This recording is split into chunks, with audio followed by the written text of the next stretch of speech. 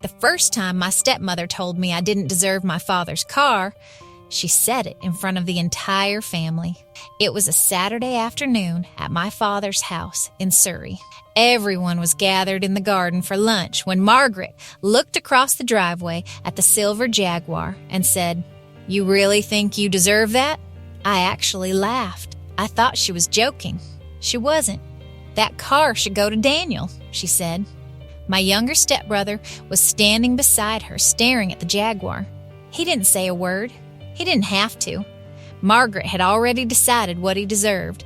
I looked at my father. "Dad?" He was holding his teacup with both hands, and he wouldn't meet my eyes. That frightened me more than Margaret's words, because the Jaguar wasn't just a car. It was the last thing my father had ever given me that still felt like a piece of my mother.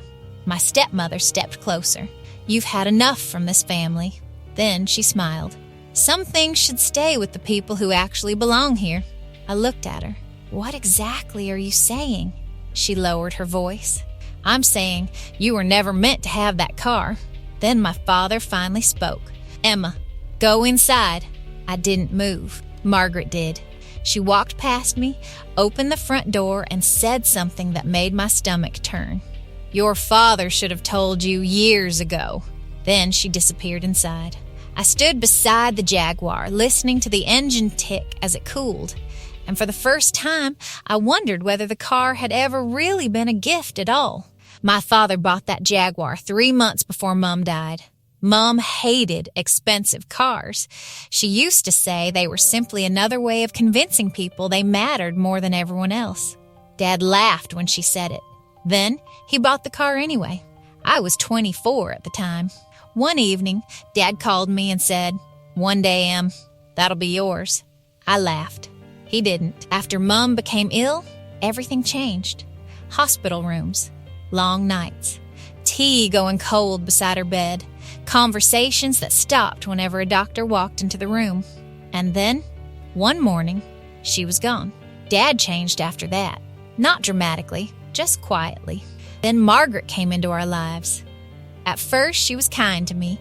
She brought food round, remembered my birthday, called me love.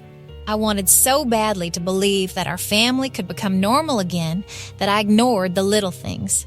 My photographs disappeared from the sitting room. My childhood belongings were packed into boxes. Family holidays happened without me.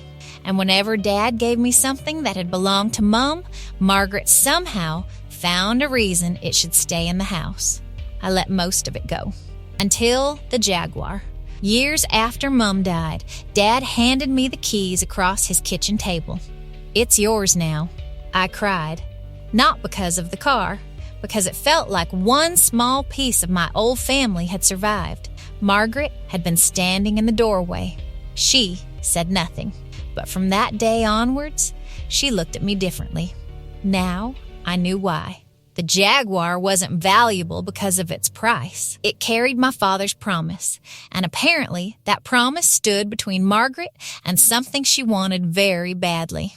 I just didn't know what. Until 3 days later, Dad asked me to collect some documents from his study.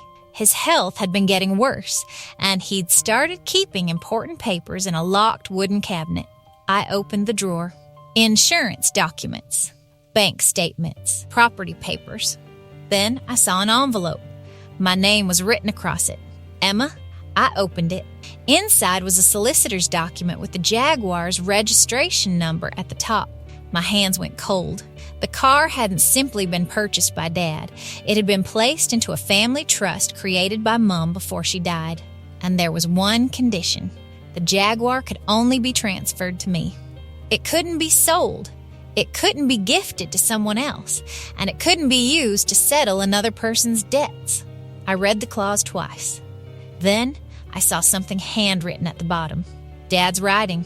Emma must never know about the second account unless Margaret forces my hand.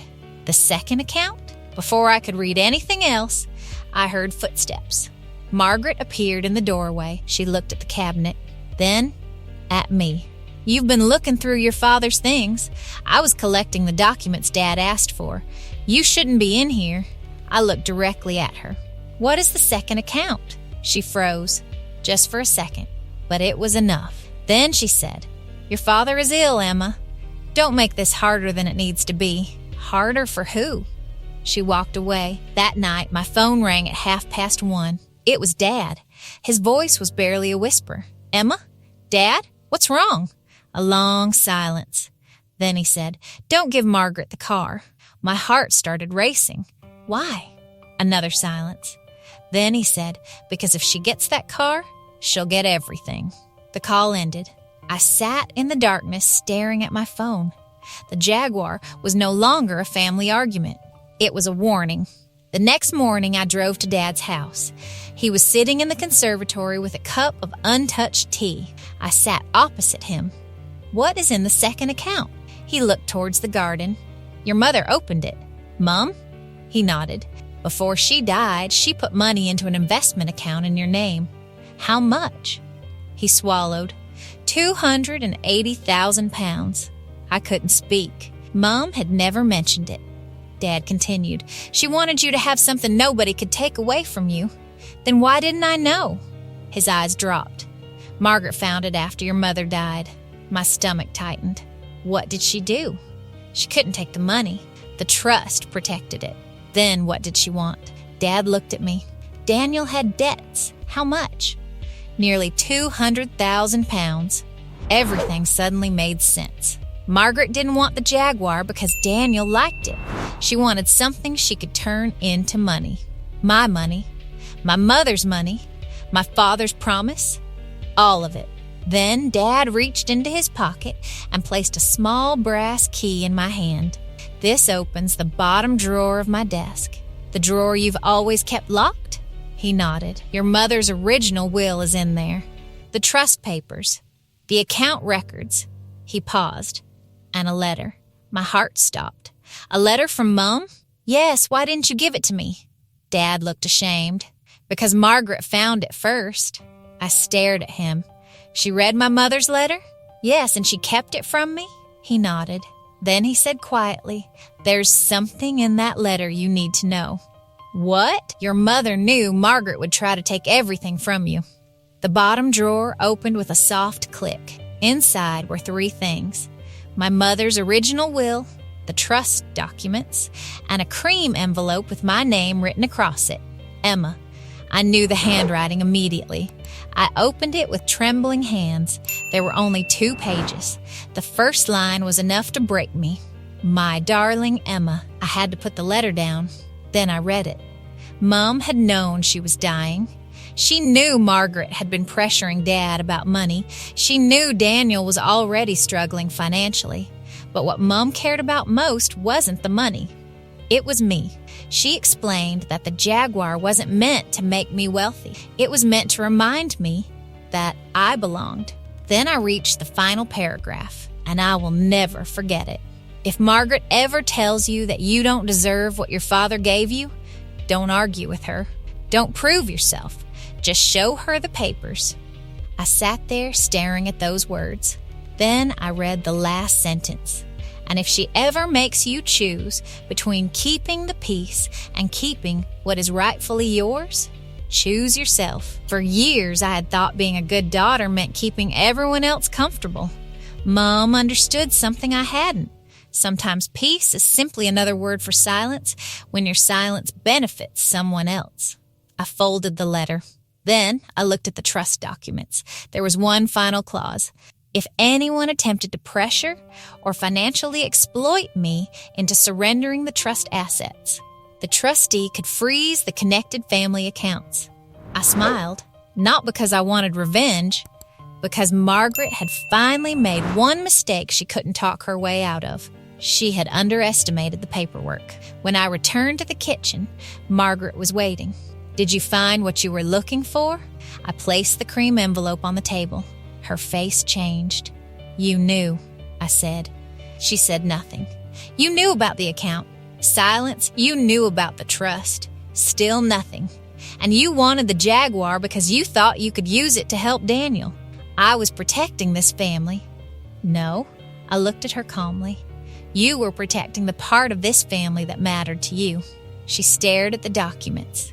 Then she said, Daniel needed help, and I didn't? Her expression hardened. You've always been independent. I almost laughed. Because you made sure I had to be. That silenced her. I placed the trust papers in front of her. You told me I didn't deserve the car. I paused. Mom disagreed. Margaret looked at the letter, then back at me. For the first time, she had nothing to say. No insult, no explanation, no accusation. Just silence. And somehow that silence felt better than any argument ever could. I picked up my phone. I've already spoken to the solicitor. Her head lifted. What are you doing? Protecting what Mom left me? You'd destroy this family over a car? I looked at her. No, I smiled. I'm refusing to let you destroy me over one. Then I walked out. A week later, Dad asked me to come back. Margaret wasn't there. He was sitting in the conservatory. I should have protected you, he said. I looked at him. Yes, he seemed surprised. Perhaps he expected forgiveness to arrive before the apology had finished. But I had learned something. Forgiveness doesn't mean pretending nothing happened. It means deciding what you're willing to carry forward. I love you, Dad, I said, but I can't go back to being the daughter who stays quiet so everyone else can be comfortable. He nodded, and for once, he didn't ask me to. Daniel eventually dealt with his own debts. Not with my money, not with the Jaguar, and not with anything Mom had left me. Margaret left the house several months later. There was no screaming match, no dramatic revenge, just solicitors, signatures, and a woman finally discovering that she couldn't control someone who had stopped asking for her approval. I kept the Jaguar. But the strange thing is, I hardly ever think about its value anymore.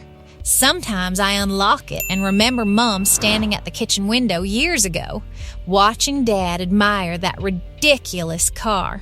And now I understand. She didn't leave me a Jaguar. She left me a reminder that I belonged. But here's the truth I wish I'd understood sooner. I didn't need the car to prove it. I didn't need the $280,000. I didn't need Margaret's approval. And I didn't even need my father's apology. Because the greatest revenge wasn't taking something away from Margaret. It was refusing to let her decide what I was worth. My mother left me a car. My father eventually gave me the truth. But the life I built after all of it, that was mine. And if someone in your family has ever made you feel as though you weren't good enough, remember this, you don't have to win their approval to become someone you're proud of. Sometimes the strongest thing you can do is stop standing outside a door, waiting for someone to invite you in. Build your own room. Build your own table. And when you finally sit down, make sure there's a place for the people who never made you earn their love. So let me ask you something. If you were in my position, would you have kept the Jaguar and walked away from the family? Or would you have tried to forgive Margaret and rebuild the relationship? Tell me what you would do in the comments. And if stories about family secrets, betrayal, quiet revenge, and finding the courage to choose yourself are your kind of stories, welcome to Calm Family Secrets. Subscribe, because sometimes the quietest person in the family is the one who finally knows the whole truth. I'll see you in the next story.